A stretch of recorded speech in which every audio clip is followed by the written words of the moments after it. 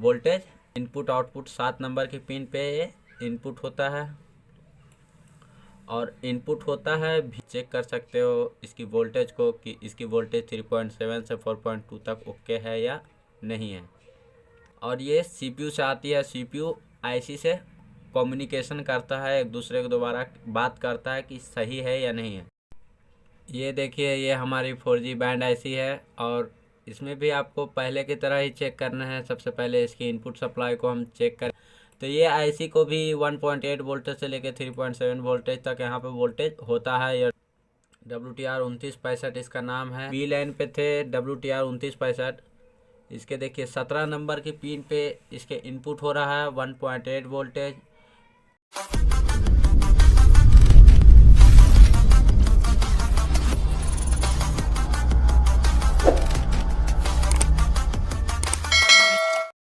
Hi friend, आज हम बात करेंगे नेटवर्क आईसी के बारे में। जो भी फ़ोन में लगे होते हैं नेटवर्क आईसी, चाहे वो RF हो, चाहे वो WTR हो, चाहे वो 4G बैंड हो या फिर वो APT आईसी है, सारे आईसी के बारे में आज बात करेंगे। उसकी एक एक लाइन कैसे काम करती है, उसकी एक एक लाइन किधर से निकल के कौन सी आईसी को डिस्ट्रीब्यूट करती है वो वोल्टेज, और कब इनको पावर आईसी से वोल्टेज दिया जाता है, कब इसको डाटा और क्लॉक CPU द्वारा प्रोवाइड किया जाता है, उसी के बारे में बात करेंगे। तो आप वीडियो आप पूरा देखिए अच्छी तरीक़ा से। आप लाइक कीजिए लेकिन आप वीडियो अच्छी तरीक़ा से पूरा देखिए। लाइक सब्सक्राइब नहीं भी करेंगे तो भी चलेगा, लेकिन आप वीडियो को पूरा अच्छी तरीक़े से देखोगे तो आपको पता चलेगा कि एंड्रॉयड में होता क्या है अभी के फ़ोनों में और पिछले फ़ोनों में क्या क्या हम चेक करते थे। पहले फ़ोन में क्या होता था कि आप कभी उसकी नेटवर्क आईसी को निकाल देते हो, कभी आप WTR को निकाल देते हो, कभी आप पावर आईसी को बदलते हैं, कभी आप CPU को रिवॉल्व करते हैं, लेकिन फिर भी कोई कोई फ़ोन में जहाँ आईसी से दिक्कत होता है तो वो काम हो जाता है, लेकिन किसी किसी आईसी से दिक्कत नहीं होता। अगर वो ट्रैक से दिक्कत रहता है तो आप उसकी लाइन से अगर दिक्कत रहता है तो आप उसमें सक्सेस नहीं हो पाते। और एक एक लाइन के बारे में बताएंगे कि सबसे पहले उसकी कौन सी लाइन को चेक करना है, उसके बाद में आपको कौन सी लाइन को चेक करना है। तो ये देखिए ये हमारे पास Redmi Note 4 का ये मदरबोर्ड का लेआउट है। अब हम इसकी नेटवर्क आईसी की तरफ चलते हैं। तो ये देखिए इसमें आईसी देखिए पहले कितना लगा हुआ है। एक देखिए यहाँ पे आईसी लगा हुआ है, ये देखिए ये जो U2711 जो लिखा हुआ है आईसी, ये हमारा RF आईसी है। और यहाँ पे देखिए U3201 आपको नहीं दिख रहा होगा, मैं इसको जूम करता हूँ। ये देखिए यहाँ पे U3201 जो लिखा हुआ है ये APT आईसी है। ये कैसे काम करती है, दो आईसी हुआ। और फिर ये देखिए ये हमारे U2500 है, वो ये WTR है, ये WTR है। और हमारा एक आईसी है ये इस साइड लगा हुआ है, देखिए ये सिम कनेक्टर जो है इसके ऊपर में जस्ट लगा हुआ है ये 4G आईसी। तो इसी की एक एक सप्लाई के बारे में बात करेंगे। तो इसमें टोटली कितना आईसी है, 4 आईसी है। अगर इसमें नेटवर्क ना आए तो इसमें ज़िम्मेदार कौन हो सकता है, और इसको वोल्टेज देने वाला पावर आईसी CPU। इसमें जो वोल्टेज दिया जा रहा है और इसकी डाटा और क्लॉक दी जा रही है वो CPU से दी जा रही है और पावर से इनकी वोल्टेज को दिया जा रहा है। तो अगर इस 4 आईसी में आपको सबसे पहले इसकी वोल्टेज को मेजरमेंट करना है कि इसकी वोल्टेज बराबर है या नहीं है। अगर इसकी वोल्टेज में ही कोई दिक्कत रहे तो आप इसकी वोल्टेज को ही जंपर करके आप अच्छी तरीके से ठीक कर लोगे तो फिर आपको आगे प्रॉब्लम बढ़ने की ज़रूरत नहीं है। और अगर आप स्टेप बाय स्टेप काम करोगे तो आप आराम से कोई भी फ़ोन हो आपको बनाने में कोई भी बहुत आसान लगेगा और बहुत आराम लगेगा। तो सबसे पहले हम इस छोटी सी जो यहाँ पे RF आईसी है इसको हम कॉपी करते हैं और इसके देखते हैं स्कीमेटिक में कि ये लाइन कहाँ से निकल रही है और इसमें कौन कौन सी इनपुट सप्लाई की ज़रूरत है। तो इसको मैंने कॉपी कर लिया यहाँ से। अब ले चलते हैं इसके स्कीमेटिक में और यहाँ पर हम इसको पेस्ट कर देते हैं। और पेस्ट करने के बाद हम इसमें देखते हैं कि इसकी कौन कौन सी लाइन। तो ये देखिए ये जो हमारा है ये RFIC है, और RFIC में इसकी कौन कौन सी लाइन में इसकी इनपुट है आउटपुट है, सारा डिटेल में समझाते हैं अभी एक एक करके। तो सबसे पहले जो इनकी वोल्टेज को आप चेक करोगे, तो सबसे पहले इनको बैटरी से एक वोल्टेज दिया जाता है VBAT के नाम से। ये देखिए 10 नंबर की पिन पे इस पे मिल रहा है, और एक देखिए यहाँ पे VCC लिखा हुआ है, और ये 9 नंबर पे है। तो 10 नंबर और 9 नंबर पिन पे दोनों सेम वोल्टेज दिया जाता है, देखिए। और ये लाइन जो है दोनों एक ही लाइन है, ये अलग अलग लाइन यहाँ से निकाला हुआ, लेकिन यहाँ देखिए आगे चल के इसको क्या किया है, दोनों को आपस में मिला दिया है इस लाइन को। ये देखिए यहाँ आके मिल रहा है, और ये डायरेक्ट एक ही लाइन होके यहाँ से जा रहा है। और ये देखिए यहाँ पे VPH पावर इनको 3.7 से लेके 4.2 तक दिया जाता है। ये बैटरी के बराबर ही वोल्टेज होता है। पहले क्या करते थे फ़ोन में कि डायरेक्ट बैटरी कनेक्टर से ही डायरेक्ट वोल्टेज दे दिया जाता था नेटवर्क IC को, लेकिन अब इसको अपडेट करके चार्जिंग IC से रेगुलेट करके वोल्टेज को दिया जाता है हर एक IC में। तो सबसे पहले आप इस पे चेक करोगे, आप देखिए इसमें कितना सारा कैपेसिटर लगा हुआ है, 5 कैपेसिटर है। तो आप इसकी किसी भी कैपेसिटर के पास आप चेक कर सकते हो इसकी वोल्टेज को, कि इसकी वोल्टेज 3.7 से 4.2 तक ओके है या नहीं है। तो आप इस कैपेसिटर पे चेक करोगे, और चेक करने के बाद अगर यहाँ पे वोल्टेज ओके है तब तो आपको आगे बढ़ना है। अगर यहाँ पे ओके नहीं है तो आप इसको देखें कि इसकी लाइन तो मिस नहीं है, या फिर इसमें किसी तरीका का शॉर्टिंग तो नहीं है, या फिर इसमें वोल्टेज तो ड्रॉप नहीं हो रहा, कम वोल्टेज जैसे 4.2 वोल्टेज यहाँ मिलना चाहिए, इसको कम वोल्टेज मिल रहा है, 2 वोल्टेज मिल रहा है, या 1 वोल्ट मिल रहा है। तो आप इसकी लाइन को आप चेक करेंगे। अगर यहाँ पे वोल्टेज ना मिले और अगर यहाँ पे वोल्टेज ओके है तो फिर हम इसकी अगली सप्लाई को हम चेक करेंगे। तो अगला सप्लाई देखिए हमारे ये 7 नंबर पिन पे आता है VIO। ये देखिए VIO का मतलब होता है voltage input output. Voltage input output 7 number की पिन पे ये इनपुट होता है, और इनपुट होता है VREG L5 1.8। ये देखिए वोल्टेज रेगुलेट L5 LDO 5 से ये आउटपुट हो करके आ रहा है ये 7 नंबर की पिन पे 1.8 वोल्टेज। और ये जो VREG L5 का ये जो LDO है ये पावर IC में लगा हुआ है। ये वोल्टेज जो है पावर IC से आता है, और ये 2 काम करता है। ये वोल्टेज अपने अंदर IC लेता भी है और ये बाहर भी छोड़ता है, और बाहर देने के बाद ये इनपुट आउटपुट दोनों एक ही लाइन में ये फंक्शन दिया गया है। तो आप इसकी देखिए इसके साथ एक कैपेसिटर भी लगा हुआ है VREG L5 1.8 के, जहां वोल्टेज आ रहा है उस लाइन में देखिए यहाँ पे कैपेसिटर लगा हुआ है। और इस कैपेसिटर में C2707 पे आप इसकी वोल्टेज को चेक कर सकते हैं कि इसकी इनपुट वोल्टेज जो है 1.8 वोल्टेज ओके है या नहीं है। अगर ये दोनों वोल्टेज आपका ओके हो, अगर ये दोनों वोल्टेज मान लीजिए ओके है, तो आपको आगे बढ़ने की ज़रूरत है। अगर मान लीजिए कि ये वोल्टेज तो VBAT की VPH पावर से ये ओके है लाइन, और दूसरी लाइन जो है VREG L5 की ये यहाँ पे अगर वोल्टेज ना आए, तो इसके लिए कौन जिम्मेदार होगा? पावर IC, क्योंकि ये पावर IC से वोल्टेज आ रहा है, और ये आता भी है और वोल्टेज देता भी है और लेता भी है, दोनों काम करता है ये लाइन। तो अगर इस लाइन में शॉर्टिंग आ जाए तो इसके साथ और भी ये देखिए यहाँ पे जो दिखा रहा है 3 नंबर 6 नंबर 9 10 13 14 15 17 21 22 23 24 26 29 31 32 जो इतने सारे जो लिखे हुए हैं ये इतने सारे जगहों पे ये वोल्टेज को दिया जा रहा है। ये एक जगह पे नहीं दे रहा है, ये बहुत सारे जगह पे ये जा रहा है। तो अगर इसमें इस लाइन में शॉर्टिंग होगा तो इतने सारे जगह में किसी के पास भी वो शॉर्टिंग बता सकता है, किसी भी लाइन में शॉर्ट बता सकता है इतने में। तो अगर वो शॉर्टिंग होगा तो आप उसकी DC पावर सप्लाई से आप उसकी शॉर्टिंग को निकाल सकते हैं अच्छी तरीक़ा से।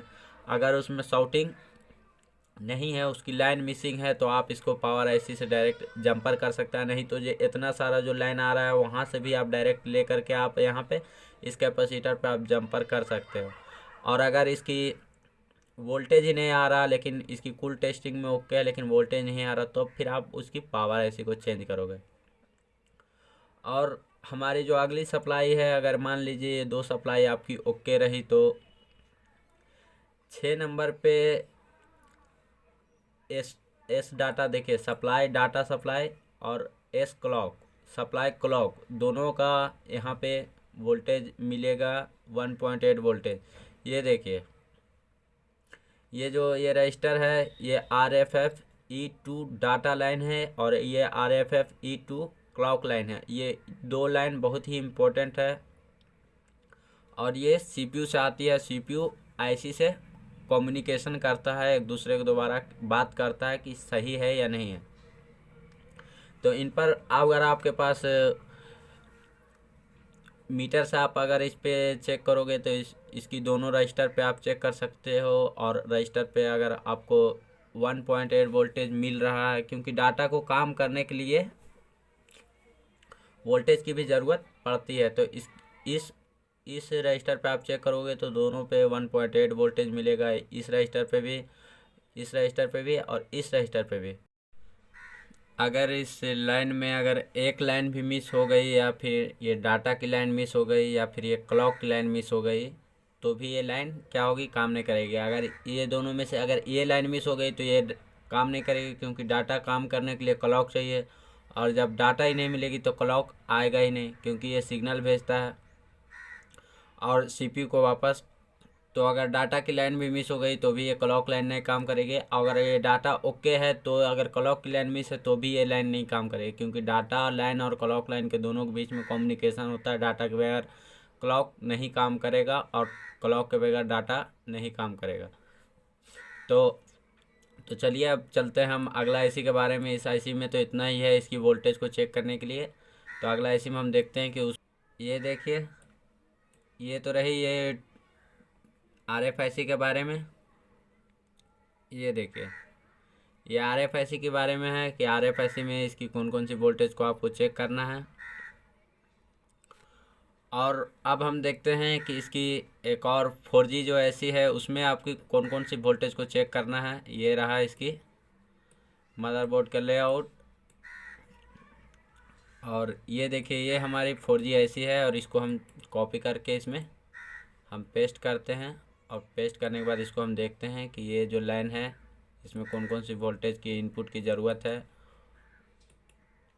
तो ये देखिए, ये ऐसी जो है यहाँ पे लिखा है U2602।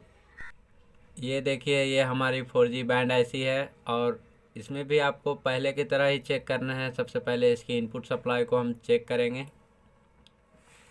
तो ये देखिए, इसमें जो सबसे पहला इनपुट हो रहा है वो देखिए 8 नंबर की पिन पे VBET के नाम से ये इनपुट हो रहा है यहाँ पे। और ये देखते हैं कि कौन सी लाइन से आ रहा है। तो ये देखिए, चार्जिंग ऐसी से ही आ रहा है VPH पावर से। और जैसा कि मैंने दिखाया था कि 9, 10, 11, 12, 13, 14, 18 ये जो नंबर दिए गए हैं, ये और भी बहुत जगह पे ये सप्लाई गई हुई है, इसीलिए नंबर दिखा रहा है। तो आप VPH पावर से यहाँ से डायरेक्ट दिया गया है वोल्टेज 4G बैंड को 8 नंबर की पिन पे। और इसमें देखिए कैपेसिटर भी लगाया हुआ है। आप उसमें कैपेसिटर को भी चेक कर सकते हैं अच्छी तरीक़ा से इस लाइन को, कि इसमें शॉर्टिंग या लीकेज तो नहीं है, या फिर इसका लाइन तो मिस नहीं हो गया है। VPH पावर जो चार्जिंग ऐसे के पास से जो निकल के आ रहा है, अगर इसकी ये लाइन मिस हो गई तो क्या होगा, ये ऐसी काम नहीं करेगी, क्योंकि काम करने के लिए चाहिए इसको इनपुट वोल्टेज। तो ये 8 नंबर की पिन पे इनपुट वोल्टेज दिया जाता है। ये 3.7 से 4.2 वोल्ट तक होता है। तो आप इस कैपेसिटर पे आप अच्छी तरीक़ा से इसको चेक कर लें कि इसकी वोल्टेज परफेक्ट है या नहीं है। अगर मान लीजिए कि ये 4G बैंड ऐसी जो है, इस पे भी ये VBET वोल्टेज 3.7 से लेकर 4.2 वोल्ट तक 8 नंबर पिन पे आप चेक किए अच्छी तरीक़ा से, तो इस पर वोल्टेज है। तो उसके बाद अब आप इसकी में क्या चेक करोगे, तो सेम उसी की तरह ही है। इसमें देखिए 7 नंबर की पिन से एक VIO की सप्लाई इसमें इनपुट हो रही है और वही लाइन से इनपुट हो रही है वीरेज L5 से, जो मैंने पहले बताया था उसी लाइन से ये एक्टिव हो रही है। और इसमें भी देखिए एक कैपेसिटर लगा हुआ है C2613। आप इस कैपेसिटर पे चेक करोगे तो यहाँ पर आपको 1.8 वोल्टेज दिखाएगा। वीरेज L5 जो है यहाँ पे दिया हुआ 1.8 वोल्टेज, अगर यहाँ पर आप चेक करोगे तो इसकी 1.8 वोल्टेज दिखाएगा। अगर मान लीजिए कि इसको सबसे पहले आप कूल टेस्टिंग को चेक करेंगे, अगर कूल टेस्टिंग में लाइन अगर GR ओके है तब फिर आप इसकी हॉट टेस्टिंग को चेक करें। अगर GR में कुछ नहीं बता रहा तो समझ जाना है कि इसकी लाइन ही यहाँ से मिस हो गई है, कट गई है। तो ये आपको वीरेज L5 जहाँ पे भी दिखे इतना नंबर पे, इतना जगह पे ये जा रहा है, वहाँ से आप कहीं से भी इसको ला के 22-23 नंबर कहीं से भी आप उठा के उस पार्ट से यहाँ से यहाँ डायरेक्ट इसको जंपर कर सकते हैं। यहाँ पर अगर मान लीजिए कि इसकी ग्राउंड वैल्यू ओके है, GR जो है इसका वो ओके है, लेकिन फिर भी ये वोल्टेज आउटपुट यहाँ पर नहीं बता रहा, तो आप इसमें क्या करोगे, आप इसकी पावर IC के ख़राब है तब तो ये इसकी आउटपुट नहीं दे रही है। क्योंकि पावर IC सही होता तब वीरेज L5 1.8 वोल्टेज है इसका आउटपुट हो गया होता। और उसके बाद जो है सीरियल डाटा और सीरियल क्लॉक, ये दो लाइन हैं 5 नंबर और 6 नंबर की पिन पे जो इसकी इनपुट दी गई है।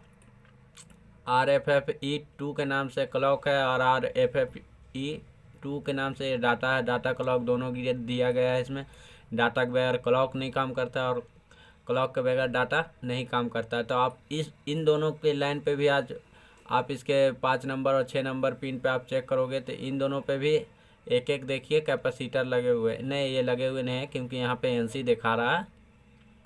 तो आप इसके लाइन पे आप चेक करोगे तो इसमें दोनों में 1.8 वोल्टेज आना चाहिए, क्योंकि जब तक इस पर वोल्टेज नहीं आएगा तब तक ये डाटा क्लॉक काम नहीं करेगा। क्योंकि डाटा तो CPU से दे रहा है लेकिन इसको वोल्टेज इनको पावर IC से मिलेगा।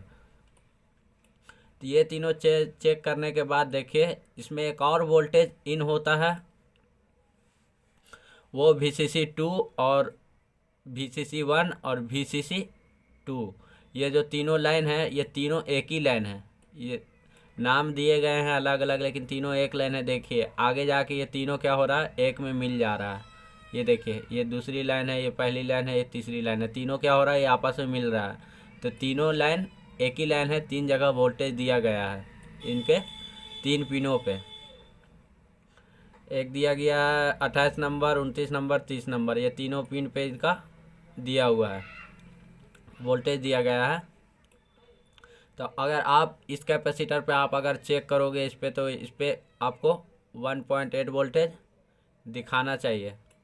ये जो VCC है 1.8 नहीं, इस पे थोड़ा ज़्यादा आता है। ये कौन सी लाइन है, VPA APT, ये देखिए ये APT IC का वो सप्लाई है। ये सप्लाई अगर यहाँ पे आपको नहीं मिला, जो APT जो सप्लाई है यहाँ पर देखिए इनको 1.8 वोल्टेज मिलता है, किसी किसी में 3.7 भी मिलता है, किसी किसी में 2.8 वोल्टेज में मिलता है। हर IC का काम करने की जो रिक्वायरमेंट होती है जितना वोल्टेज की वो हिसाब से बना के देता है। ये VCC2 पे, VCC1 पे और VCC2 पे। VCC2-2 लिखा हुआ है यहाँ पे, ये 3 लाइन पे दिया जाता है 28, 29, 3 पे। और तीनों पे देने के बाद ये वोल्टेज को आप चेक करेंगे यहाँ से C2614, ये जो कैपेसिटर लगा हुआ है यहाँ पर आप इसकी वोल्टेज को चेक कर सकते हैं। 1.8 वोल्ट से लेकर के 3.7 वोल्ट तक होता है, लेकिन ज़्यादातर देखा गया है कि 1.8 वोल्ट ही आउटपुट होता है। तो ये देखिए ये जो मैंने बात किया था VPA APT IC जो है, ये देखिए एक IC से आ रहा है, एक छोटा सा IC है। हम इस IC के अंदर चलते हैं कि ये वोल्टेज बहुत ही इंपॉर्टेंट है। अगर ये वोल्टेज में अगर आपको ना मिले तो आप चेक कर सकते हैं अच्छी तरीक़ा से कि ये देखिए ये इसमें लाइन शॉर्ट हो सकता है या लीकेज हो सकता है। तो ये देखिए ये APT IC का ये पूरा डायग्राम है। तो इसको हम हटाते हैं यहाँ से और फिर देखते हैं। ये देखिए ये जो IC है ये शायद 15 पिन का IC है, 15 पिन ही दिखा रहा लास्ट। ये 15 पिन का IC है, इसको VPA APT IC बोलते हैं। अगर ये लाइन में भी अगर कुछ दिक्कत आ गई तो भी आपका नेटवर्क नहीं आएगा। अगर ये वोल्टेज यहाँ पर कुछ भी नहीं आ रहा है तो ये दिक्कत करेगा, इसमें नेटवर्क नहीं आएगा। और ये आईसी से भी फॉल्ट हो सकता है, या फिर इस लाइन का भी इसमें ब्रेक हो सकता है, या फिर इसमें शाउटिंग आने के कारण ये दिक्कत कर सकता है इसमें। और या फिर तो ऐसा भी होता है कभी कभी कि इसमें क्या होता है, वीपीए एपीटी में यहाँ पर आता है बहुत कम वोल्टेज आता है। क्या होता है, बहुत कम वोल्टेज आता है।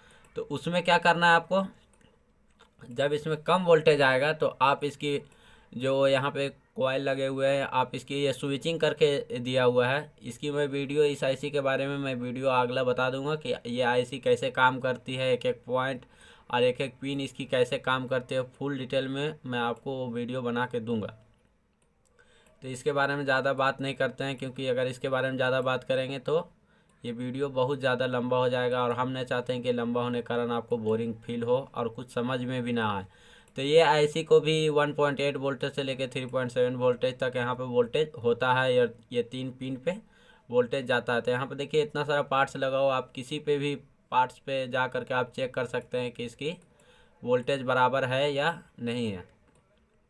तो ये तो हो गई दूसरी आईसी के बाद। और तीसरा आईसी तो मैंने दिखाया ही कि जो वीपीए एपीटी जो वोल्टेज आ रहा है वो तीसरा आईसी से ही आ रहा है। अगर ये वोल्टेज ना आए तो ये आईसी काम नहीं करेगा, और काम नहीं करेगा तो ये उसमें नेटवर्क की फॉल्ट आएगी, कोई दिक्कत होगा उसमें। तो इस आईसी को भी आप अच्छी तरीक़े से चेक कर ले, इस आईसी से भी दिक्कत हो सकता है। ये तो रही 2 आईसी के बारे में। और तीसरा जो हमारी वो WTR है, उसको भी चले हम देख लेते हैं कि वो कैसे काम करती है, और उसकी एक एक लाइन की जो इनपुट सप्लाई है और आउटपुट सप्लाई है। तो ये रही हमारी WTR। ये देखिए ये U2500 लिखा हुआ है, इसको हम यहाँ से कॉपी करते हैं, और कॉपी करने के बाद हम स्कीमेटिक में देखते हैं कि ये कहाँ पे लगा हुआ है ये ऐसी, और इसको कौन कौन सी वोल्टेज की ज़रूरत होती है और कौन कौन सी आपको चेक कर। ये देखिए ये हमारी WTR है, और ये U2500A जो लिखा हुआ है यहाँ पे, WTR 2965 इसका नाम है। देखिए इसका ए पेज का है और एक आग पेज होगा इसमें। देखिए 2 पेज तो दिखा रहा है, लेकिन इसको बगल में करते हैं तो देखते हैं ये एक पेज है, और ये देखिए ये बी है यहाँ पर WTR 2965B, और वो ए पेज था, ये बी पेज है। 2 पेज में इसको अलग अलग डिवाइड करके बनाया गया है। तो ये देखिए इसकी जो सप्लाई लाइन है वो इसमें है, और इसका देखते हैं पूरा डिटेल में कि इसकी और जो इसकी जो सप्लाई आ रही है वो कौन कौन सी नाम से है और कैसे कैसे उसमें दर्शाया हुआ है, उसी के बारे में हम समझते हैं। तो ये देखिए WTR पावर, WTR 2965 का जो पावर लाइन है ये दिया हुआ है। तो देखिए इसमें जो है सबसे पहले VREG L4 से 1.8 वोल्टेज इनको दिया जाता है। ये पावर एसिस दिया जाता है। यहाँ पे देखिए एक 0 ohms की रजिस्टर लगा के दिया हुआ है। ये अगर ये वोल्टेज आप देखिए कौन सी लाइन पे जा रहा है, WTR VDD RF2। तो VDD RF2 को यहाँ पे सर्च मारते हैं और देखते हैं कि ये कहाँ पे है। तो ये तो उसी लाइन पे आ गया है। अब हम इसकी दूसरा देखते हैं कि ये कहाँ पे है। तो ये देखिए ये जो हमारी बी लाइन पे थे WTR 2965, इसके देखिए 17 नंबर की पिन पे इसके इनपुट हो रहा है 1.8 वोल्टेज। यहाँ पे आपको 1.8 वोल्टेज चेक करना है। तो इसके पास में जो वो रजिस्टर लगा हुआ था, तो ये देखिए यहाँ से तो आउटपुट हो रहा है। ये जो रजिस्टर लगा हुआ आप इसको भी चेक कर सकते हैं, 0 ohm की रजिस्टर है। अगर यहाँ पे अगर आपको एक साइड अगर वोल्टेज बता रहा है, अगर एक साइड नहीं बता रहा, तो आप इस रजिस्टर को चेंज कीजिए। 0 ohm की रजिस्टर है। आप इस कैपेसिटर पे या इस कैपेसिटर पे, बहुत सारे यहाँ पे 4 कैपेसिटर लगे हुए हैं, इस कैपेसिटर पे आप चेक कर सकते हैं कि इसकी वोल्टेज 1.8 वोल्टेज बराबर है या नहीं है। अगर 1.8 वोल्टेज वहाँ पे नहीं मिलता है तो आपको पावर ऐसी पे पहले काम करना है। ये नहीं कि पहले आप WTR को निकाल देते हो तब आप लगाते हो, तो नहीं होता है। तो आप पहले उसके जो ट्रैक है उसको आप अच्छी तरीक़े से चेक कर ले, तब तो आप निकाल सकिएगा कंफर्म कि हाँ ये ऐसी ख़राब है। अगर मान लीजिए कि रजिस्टर में ही दिक्कत रहा, या ये लाइन ही शॉर्ट है, तो आपको क्या पावर ऐसी लगाने, ये WTR लगाने से तो काम नहीं बनने वाला है। कितनों WTR आप चेंज कर लेते हैं, तो ऐसे परेशान नहीं होइए आप। जब तक आपको अच्छी जानकारी नहीं होगी तब तक आप परेशान होते ही रहेंगे। तो परेशान होने की कोई ज़रूरत नहीं है। पहले इसकी सारी सप्लाई की लाइन चेक करें, उसके बाद ही आईसी को तो सबसे लास्ट में चेंज करना है। पहले उसकी एक एक सप्लाई लाइन को चेक करें, उसके बाद आईसी को चेंज करना है। तो ये तो पहली सप्लाई हुई। दूसरा सप्लाई देखिए, वी रेज L1 से मिल रहा है 1 पॉइंट, ये देखिए वी रेज L1 से मिल रहा है 1.0 की सप्लाई। इसमें देखिए यहाँ पे एक कैपेसिटर लगा हुआ है और यहाँ पे भी लगा हुआ है C2507। यहाँ पे आप चेक कर सकते हैं कि 1.0 वोल्टेज, मतलब 1 वोल्टेज की समथिंग यहाँ पे आ रहा है या नहीं। और ये जो लाइन है, ये देखिए ये 3 जगह में ये लाइन डिस्ट्रीब्यूट हो रही है। एक ही लाइन है लेकिन ये जा रही है कितना जगह पे, 3 जगह पे। तो ये देखिए WTR 0, VDD RF1, DG लिखा हुआ है WTR और VDD RF1 TX, और ये देखिए एक RX लिखा हुआ है। ये तीनों लाइन एक ही है और तीनों लाइन में एक एक क्या किया गया है, एक एक 0 ओम की रजिस्टर लगाया गया है। तो हम देख लेते हैं ये तीनों लाइन कहाँ जा रही है।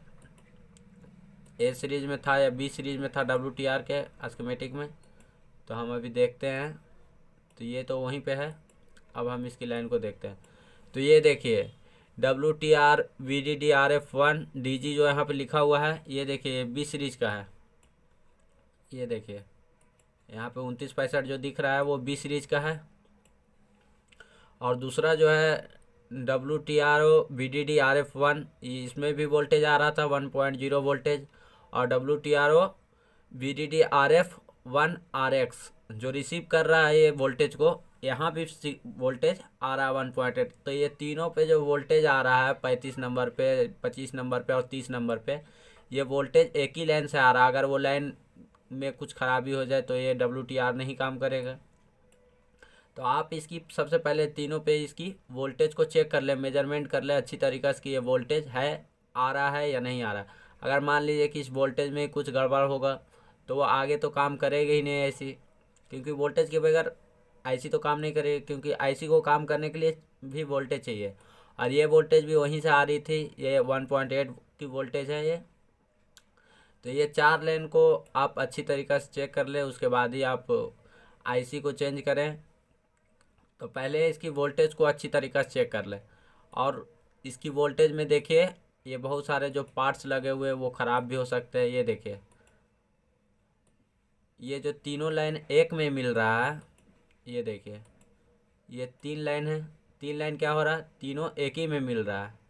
ये देखिए यहाँ से वोल्टेज तो आ रहा है, वीरेज L1 से जो वोल्टेज आउटपुट हो रहा है 1 वोल्ट का, ये तो यहाँ तक आ रहा है। और यहाँ से आने के बाद ये तीनों क्या हो रहा है, तीनों एक ही में मिल रहा है। ये लाइन देखिए यहाँ से सीधा आ रहा है और तीनों में एक एक 0 ओम की रजिस्टर लगा हुआ है, 0R जो लिखा हुआ है। तो आप इस तीनों रजिस्टर पे आप वोल्टेज को चेक कर ले अच्छी तरीक़ा से कि वोल्टेज तीनों पे ओके है या नहीं है। मान लीजिए कि अगर एक पे वोल्टेज आ रहा है और एक पे वोल्टेज नहीं आ रहा, तो क्या होगा, ये ऐसी काम नहीं करेगी। तो ये 3-4 जो वोल्टेज है वो आप अच्छी तरीक़ा से चेक करें कि क्या इसमें कूल टेस्टिंग करें, और कूल टेस्टिंग में चेक करें कि आप इसकी लाइन तो मिसिंग नहीं है। अगर लाइन मिसिंग है तो आप उसको वहाँ से जंपर करें। अगर इसमें शॉर्टिंग है तो आप इसकी शॉर्टिंग को निकाल लें डीसी पावर सप्लाई से। और अगर ये रजिस्टर ही ख़राब होगा, मान लीजिए एक साइड तो वोल्टेज 1.0 दे रहा है लेकिन दूसरी साइड ये 1.0 वोल्टेज नहीं दे रहा, तो आप इस रजिस्टर को चेंज करें। तो ऐसे काम करें एक एक ध्यान लगा के, तो आप अच्छी तरीक़ा से आप काम कर पाओगे और आप अच्छी तरीक़ा से परेशानी से आप बच सकोगे। जैसे में आप परेशान हो जाते हो, कभी आप 2G आईसी को निकाल देते हो, कभी आप 4G आईसी को निकाल देते हो, कभी आप WTR को निकालते हो, कभी आप APT आईसी जो सप्लाई लाइन है उसको आप निकालते हो। तो परेशान होने से फ़ायदा नहीं है, काम भी नहीं होता है, परेशान भी होते हैं, टाइम भी लग जाता है।